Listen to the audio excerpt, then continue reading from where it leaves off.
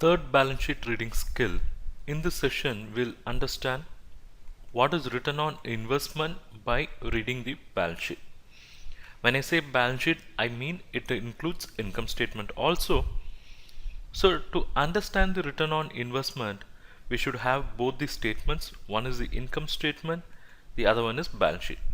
An income statement will have profits, and in balance sheet will have total assets. So if you can establish relationship between this profits and total assets, you will be able to understand what is the return that has been generated out of the investment. So you should have both the statement with you, both income statement and balance sheet. You should see what is the profits and what is the assets. But why I'm talking about profits on assets and not profits on sales? See, profits on assets is very important because all the funds have been used for creating the assets, and those assets should generate profit. So measuring the profit on total asset is the real return for the business. Profit on sales is something different, but profit on asset is something very important because all the money have been invested on this. So what the money has in turn generated, so that is a real performance measurement. So that's why this ratio, that is return on investment, is more critical, and it's more critical for the persons who have given the money. Fine. Now a question is, what is profit? Here I'm saying we have to take profit. But when we say profit, there are various types of profit. One is operating profit, two is profit before tax, three is profit after tax, and four, profit after dividend. So there are various, or say, four forms of profit. Which profit we should take for this analysis purpose? For that, I'll give you an operating statement. We'll understand, then we'll proceed further. Let us say there is a sales. So from sales, what we'll do is we'll deduct all the operating expenses. So from sales, if you deduct all the operating expenses, what you will get is called as operating profit. So this profit is before providing non-operating items, right? So from this operating profit, we can add or deduct the non-operating items.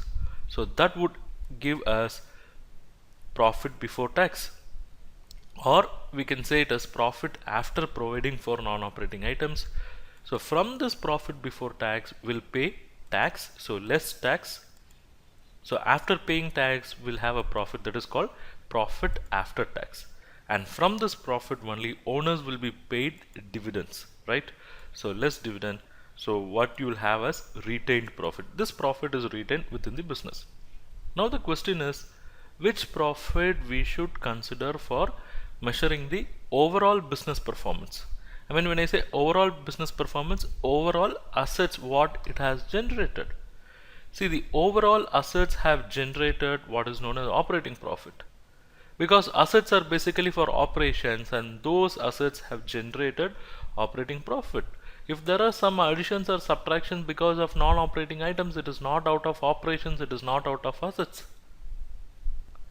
So the real profit which has to be looked into for analyzing the overall business performance is this operating profit. So we'll see how it will be computed.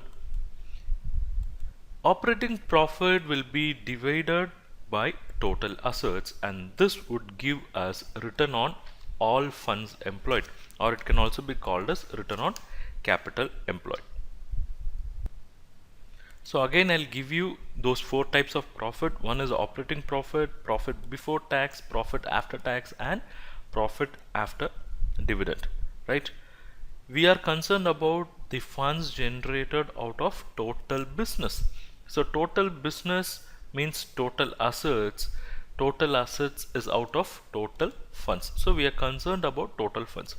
When I say total funds, that includes both the owner's fund and outsiders fund. So only this operating profit will be able to enable the business to pay interest on loan, right? Because this operating profit is before interest on loan.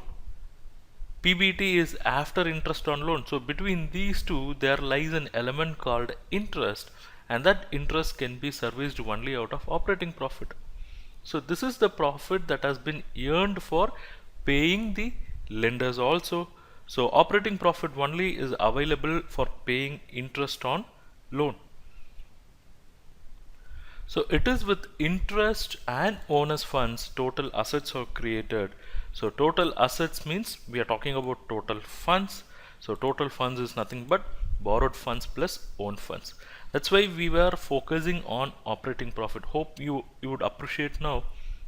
Operating profit is a profit available for covering the interest on loan, right? Covering the interest on loan.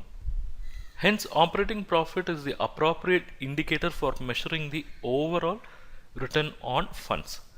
But if you are not concerned about overall return on funds, but if you are concerned only about what is the return available for owners, not for all the people who had given funds, but only for the owners, then we have to look into this element, that is profit after tax. So owners funds should be compared with profit after tax, whereas total funds should be compared with operating profit. So comparing these two would tell you the overall business efficiency, whereas comparing the owners funds and profit after tax would tell you what is the profit that is available for owners. So operating profit divided by total funds would give us return on assets, or it can also be called as return on capital employed, or say the owner's investment. I'm sorry, I'll call it as return on capital employed. And profit after tax divided by owner's funds, or say shareholder funds, would give us what is the return on owner's investment. So we'll take a simple number example. We'll take a balance sheet and an income statement.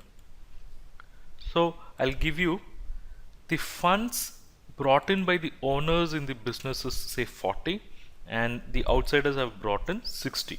So the total funds is 100, and with which assets worth 100 have been created. And I'll also give their income details.